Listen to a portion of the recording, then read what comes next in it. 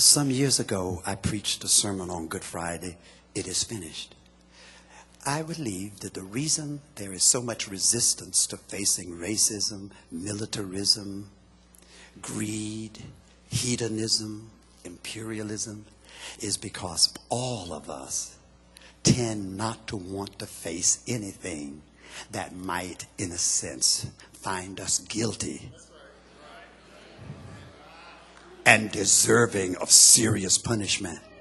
We all become defensive. And I remember I preached that the thing that the gospel does is to tell folks that they don't need to hide anything that's real about themselves. You don't have to hide any of your shortcomings. You don't even have to hide the sins of your mothers and fathers. You are being offered forgiveness and grace and everything necessary for you to find fulfillment and happiness and joy is present in the cross. And if you are of another religion, well, if not the cross of Jesus, then the cross of the reality that God works in the night and brings things to the day and makes your life worthwhile. So Pastor, closing out now. So I better walk towards you to make you think I'm closing out. Pastor, listen, Pastor. Oh, so when I preached the sermon, "It is finished," I meant all of the arrangements have been made for the forgiveness and the transformation of everybody's life. And then the question said, well, if it's finished, why hasn't it happened? I said there is a space that God has left when it says "it is finished," F-I-N-I-S-H-E-D, period, that there is a little space between the D of finished and the dot. And that space in there is a space for grace.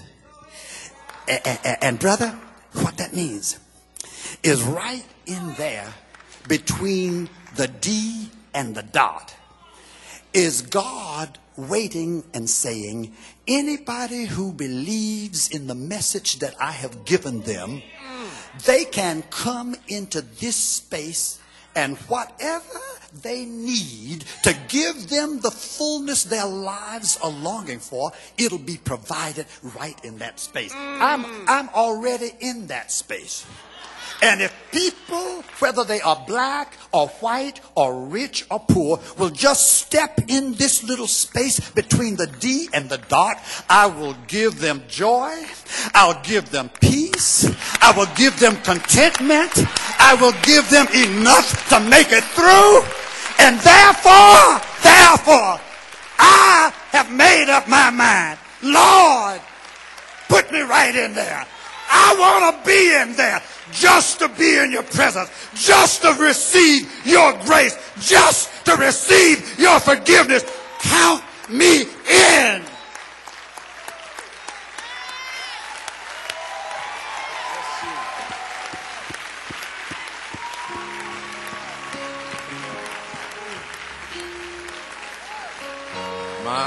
My. Nighttime is the prime time. We thank God for the message. We thank God for the messenger, Dr. James Forbes, for powerfully and prophetically allowing the Lord to speak through him tonight. Right now is an opportunity for someone to make their way in that space. God is waiting for you. The door is open to you to make a decision that can change your life forever. There is a space for you, God may finish the work.